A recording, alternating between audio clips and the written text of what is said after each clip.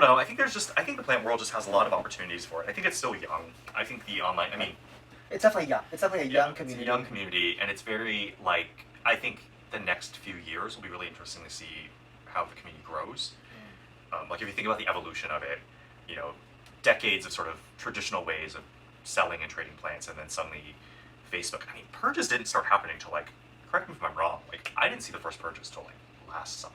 Right, I think about 2019, I think was when I've noticed the first, like the first big, I'm trying to think of, like, the first, 2019 is probably the first formations of them. Right. The real, what we see today, the sort of bonkersness of it all. Like, today is, I think I started seeing it in 2020, in the pandemic, was when it really took off as a real vehicle to sell plants. Yes, they are. Yeah, they're a different animal these days. Given how young the community is, and it's not like it's young. Young is I guess a lenient word. I think, like, the way the community is now can be considered young. I think, like, a lot of old timers, the ones, the people who have, you know, vast collections, and they're just, you know, they've been in plants all their lives. I think they've either kind of stepped back, or they just never entered the whole online Facebook, Instagram space. So the whole social media planting community, I think that's probably the best way for me to say that understandably, is relatively new, and it's developing, like you said, and I'm hopeful that that it heads towards a good direction that's more inclusive of everybody, regardless of, you know, gender identity, race, finances completely. Right? Oh my gosh, that's my number one thing right now. Is I think that the pricing of plants has just made it even hard. Like, when you ask about why I don't Instagram plants, is because I feel that because people know the prices of them so much, that showing a certain plant immediately shows off a type of flaunting of wealth, or money that I don't like at all about what has become of plants. And that's just very hard, because sometimes you just really love a plant because there's a characteristic about it that you really love, right? And it's not, you don't like the plant because of the value of it. You know, Facebook has made the pricing of these plants so visible, you know, in a way that a previous generation didn't have to contend with. Right. Plant pricing used to be very invisible, and the internet has made it in your face, so you know how much this plant costs. That's the whole concept of purges. Yes. That's, you know, the price is completely, like, right there. Or auctions, online. Online auctions, where, you know, the new ones where you can't even do a silent, like an anonymous auction, right? The old school eBay one, at least a buyer could hide behind some anonymity, right? And today's online auctions force you to bid publicly. The purges force you to buy publicly, I mean, there's some sellers. I mean, I really like some sellers who I try to buy privately, honestly, because I buy privately as well. I try. It's hard, because it's like there are certain plants that, you know, I'll message certain sellers and be like, hey, do you have this plant? Do you have one for this? And sometimes they'll tell me, like, I have one in a purge, and I've told 5 people, and so I can't. I have one plant, 5 people want it. You know, so I get that, right? And the beauty of the internet, though, is that it's made these plants available, right? So, you know, we're in California, and I don't know, you grew up in the Southern California area, right? Yeah. So, I mean, I think, like, you could sort of see, this is not a surprise to people when I say that not being in Florida makes a difference. Yeah, I agree with that, for sure. Oh yeah, especially with aeroids, right? Not being in Florida has made it, used to be very, very difficult, right? It used to be, you had to know so-and-so, you had to have them in your society, that you were in a, you know, we're in a palm society with them, then you were also in an aeroid society. You had to be a lot more, I would say, in the past, you had to be a lot more connected. Yes. Connected, lucky, and then also relationships mattered. Yes, a lot more back Trust then. mattered, relationships, you know, and they do matter a lot today, but in a very different way, right? I think they matter a whole lot less. I mean, purges, I guess, suppose, you know, there's, like, favorite purgers, or people you trust, I suppose. But yeah, I think it's, you know, in this age where there's, like, eBay, you know, guarantees or refund policies, you know, PayPal, all that kind of stuff, it's a lot easier to get plants, and it's a lot easier to bypass the relationship. Yeah. Not to say that you should, but I'm saying it is a lot easier. I love growing plants. That's my favorite thing Yeah. about them. Like, once a plant's grown, I sometimes just want to sell it because it's like I'm done with you. It's like at a certain point, I'm like, okay, I've seen enough of you. Like, Right. I love propping plants. I love watching them grow. I actually get two of a lot of plants because I like to compare like how two different plants of the same species grow. And so, for me, like the online plant world, to be really quite honest, is just a way for me to get plants. Right. Yeah. Right? Like, Yeah. I think that that's how it used to be, or it was, or how a lot of people started. Right. It started as like I would share my plants. People who love plants would interact with me on the social space. We would talk about plants, chat with plants, trade plants, get plants, and that's how, at least that was how it used to. It was right. oh yeah, totally. But I think the biggest difference, right, was think about the prices back then too, right? And think about also plantstagrams and plantfluencers were not a thing like a year or so ago.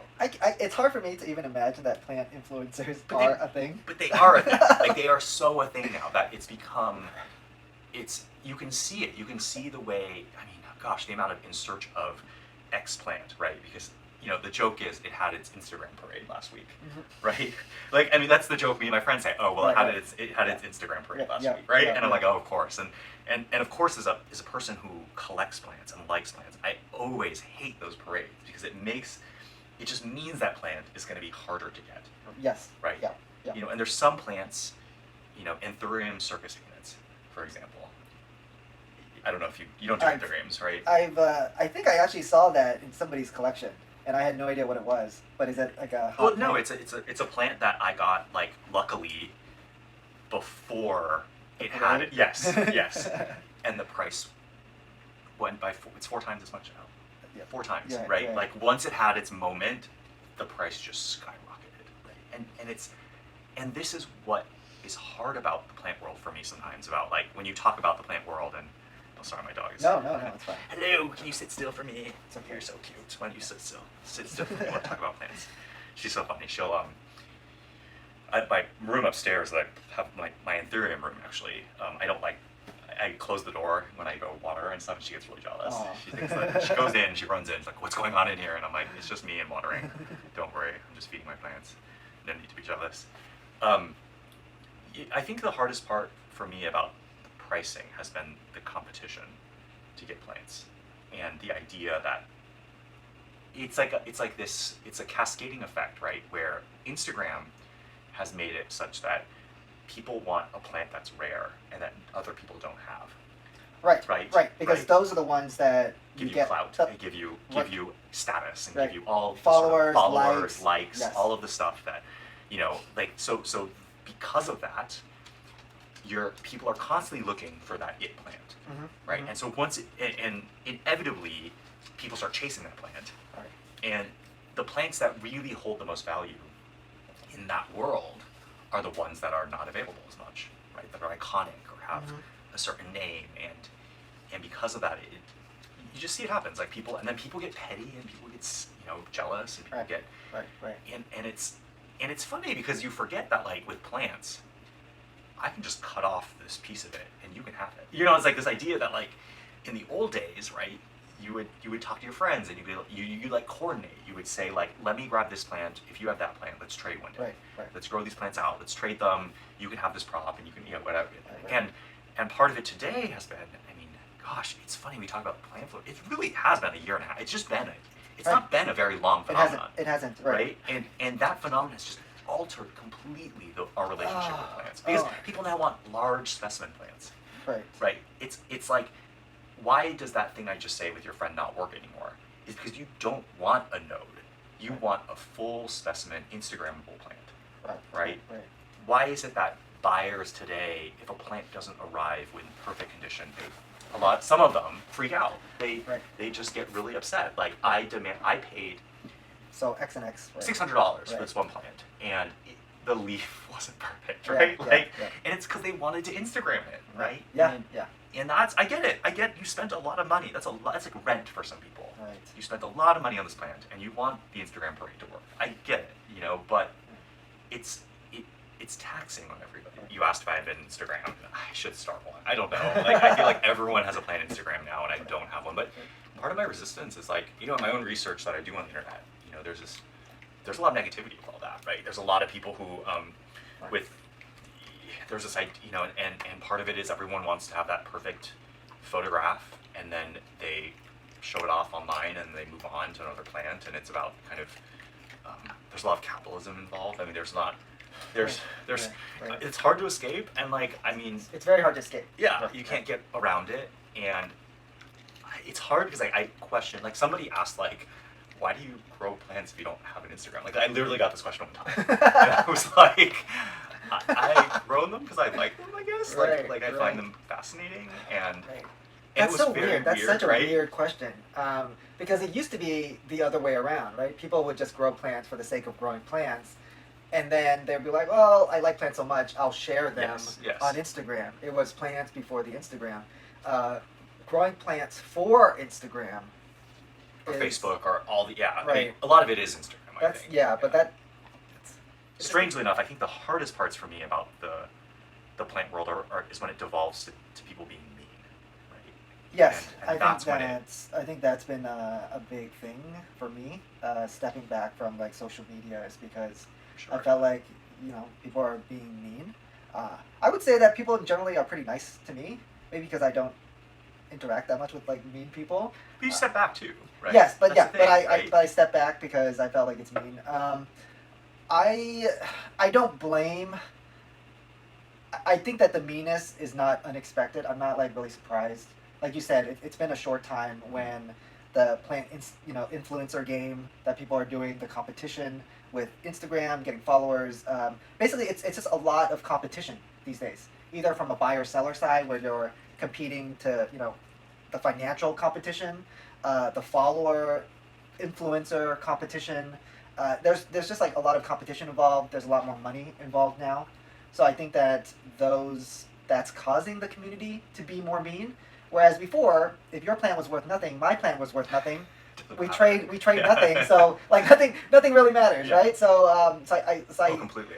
And I miss that. I miss that a lot. And Yeah. it's hard because it's so confusing because it's also like what we talked about earlier is that being in California, the internet's also made it easier for me to get these plants if I'm willing to pay more because Yeah. the market is bigger. Yes. Right. which is different what it used to be. Before, when plants were worth nothing, it was also very hard to find plants. Exactly. Right, Exactly. like you would. Completely. It was Yeah. really hard online. Yeah. Basically, in any way. Any anthurium, it was like, I mean, any nice anthurium, you were like struggling to Yeah. find. And people always ask, like, well, how long have you been growing aeroids or anthuriums? And I'm kind of just like, did you try a few years ago to find Right. Yeah. some of these, like in California? And people in Florida don't realize that, California agricultural laws are like, Yes. or even that, but it's also just the availability was just not around. I think it's even harder. We're currently in the Bay Area, where there's currently, I would say, a pretty robust plant community. Yes. I feel like it's even hard. It's harder in a lot of states where people are more spread apart. Less people, maybe harder to grow Yep. plants. California isn't Florida, but I would say it's not the hardest state to grow plants either. I would say we're still pretty lucky. But yes, the availability of plants now for whatever price you're willing to pay is very easy. I think that you can literally find basically any plant as long as you're willing to pay the price. Exactly. But that wasn't the case before. Before, like even if you had the money, it was Couldn't find you couldn't You find just it. couldn't find it. It was like, who do you know? Yeah. And I would say today there's just very few plants that still have that type of, Right. cachet to them. Right. Where- I think the Spiritus Sanctae would come to my mind as like really hard to find, even though it's like you can find it. Variegated Rhaphidophila tetrasperma. I would Yeah, say that one. that's probably even harder to find, even though there are plenty of people and plenty more people who are going to start carrying that. I think. But yeah, I think a lot of plants are ridiculously priced for what they are, and especially how easy they are to grow. Yeah. you know. Oh, completely. Um, I would agree on that. right. I mean, people always ask, like, well, why don't you sell a lot of your plants online? Like, why don't you purge a lot? Why don't you auction? I mean, people who know my collection are always wondering, like, when are you going to sell them? The thing is, like, for a lot of my plants, I hold them for people who, like, are friends, right? Like, who I value in the world, who share my viewpoints on society, and You're old school. I guess so. Yeah, like that's how it used to be, Right, right? I would trade and sell and give plants to people I like. That's like an old school. Yes, and That's yes, old school mentality. it is. And like people are always like, that's gatekeeping, that's whatever. And it's also like, Okay, what's- no, it's not, because like I also have like I hate to I'm like Gatekeeping, as in what, like? oh, you're only allowing into the club, like your right, friends, right, right? right. That idea, right? Right. I get that complaint, but I also find capitalism and supply and demand to be a terrible way of doing plants too. Right. Right. And this is the tension, right? So like Right, when I right. said before, like I might write some research papers on this, right? There's this tension in the plant world between a sort of and this is like social science stuff, but like an anthropological type of like barter and trade system Yep. from certain groups of people that really value this kind of idea that like, I will give you this thing and you will give me this thing and we will value this trust and we will value our friendship and relationship, Right. to pure capitalism, which is supply and demand, market drives Right. everything. I don't Right. care about how you feel, I don't know who you are. If you're willing to pay X amount more than somebody else, I will sell that to you. And Right. that's the collision we see today, right? We see the old world of a sort of valuing of relationships and of people, right? And about continuing on these friendships with others, with plants, and then you see pure capitalism in another sense. I haven't thought about this, but now that I am, you're totally right. I think the gatekeeping, club, whatever, how people describe that used to be a lot more important. It used to be a lot like it was really hard to get the plant that you want, or the really hard plant, or the rare plant, unless you knew somebody. Yes. So you had to be sort of well respected and known enough. Yeah. That just kind of meant that like you've been in the hobby, you've like chatted and talked to other people in the community. So like people would ask around, who's like, who are you, blah blah blah. So there was sort of like a club mentality that newer plant parents would complain about, right? Yeah. Because if you were just really new into the community or you didn't engage enough, you didn't know the person who had that particular plant that you wanted. And now that's not there, right? And before, you're right, when we had that club mentality, it was about relationships, right? Yeah. Like, I'm not going to sell to you because I don't trust you. I don't know who you are, and I want to give my plant that I value on an emotional sense to someone who appreciates it and values it just as much, Completely, right? yeah. So back then it was this kind of like, I love my plant, I want to give it to someone who loves it too.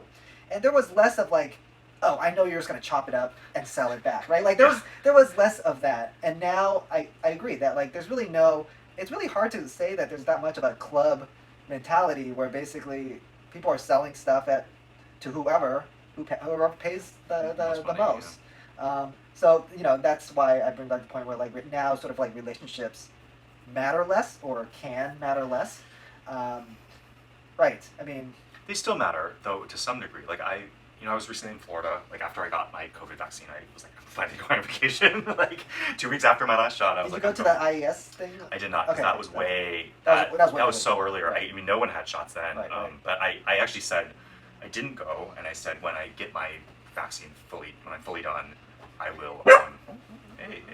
When I'm done, I'll take a trip to Florida and visit collectors and visit people I like out there, and it was really nice to visit these collections of like people who've been in the hobby for decades, like longer than I've been alive, right? And it's interesting because I use the word gatekeeping, and I realized it's not gatekeeping. It's that it's like a different thing where when you're talking about like the chopping up of plants or the idea of people profiting off of you. I just think people don't like to be taken advantage of. Yeah. Right? I think that's really like a fundamental thing, right? That people want to know that the plant that they have an emotional connection with, that they've seen grown and want to share, that the person they give it to or choose to sell it to has a similar response to that. Yeah. Right? Yeah. And I think there's just so many people today who don't realize this, right? Like, don't take a freebie plant and sell it. Don't flip Right, a freebie. right. Don't, Yeah. If there are multiple buyers and you get a good deal on a plant, don't chop it up and sell pieces of it. Yeah. The person will find out. I don't think I've ever sold a plant that was given or sold to me by a friend. Like that's never, and I feel like those are the ones that you kind of just keep in your collection, Yep. As that bond or even like respect, right? I mean, you know, it's kind of hard to say that, but like, you know, for this, the relationships that I want to keep and build, and people who trust me with their plants, it's sort of a respect thing, for me to not chop that sucker up and sell it. Tell me what your studies tell you about like plant influencers. Yeah, plant influencer. I mean, I think the hardest thing about plant influencers, right, is the need to continuously drive content. Right. And this is the hardest part, right? That like if you want to really be an influencer, you're gonna need new content all the time. Yep. Yep. And Yep. that to me is like hard in a world where plants take forever to grow. And like so like if you think about this, right, if you are a plant influencer and your job is to show new pictures of plants, and essentially you can't wait for like you don't have time to wait for a plant to grow full size to kind of You show can't. it. You need a constant stream of plants Yep. to churn out and to show people, and this is I think what's driving a lot of the purges and driving a lot of the flips, right, where people will buy a $5,000 plant and then flip it like Right. for 6,000 the next week, Right. because they've got their Instagram photos and they need to move on to the next one, and it becomes this game, and it becomes, yeah, and it's just not the healthiest for a plant world, I think. Right. It's not everyone, of course, but Yeah. it happens. And Yeah. I think as a content creator, if I can call myself a content creator, there is a, I think just the way the social media thing works is that it is hard. It's hard to, you're like you said, constantly create content, Mhm. and whatever content you create is in constant competition Oh, with totally. someone else, right, who is also a content creator, rather on YouTube, Instagram, whatever, TikTok, whatever, you know, whatever social media. Um, and you know what, there are ways around the whole new plant every day or new plant once a week thing, but the ways around it are not as good. And the ways around it, I feel like, people who are really into experimenting, people who are into like sharing care tips, people who are into like propagating, Mhm. right, and sharing like progression of plants. So there are other ways to be relevant and make content, um, without showing the rarest plant or the most expensive or new plants over and over. Uh, but showing the rarest, the newest, new plants over and over is the best way. It's the quickest. It's the quickest, yes. Yeah, it's the quickest way you can do it. It might not be the most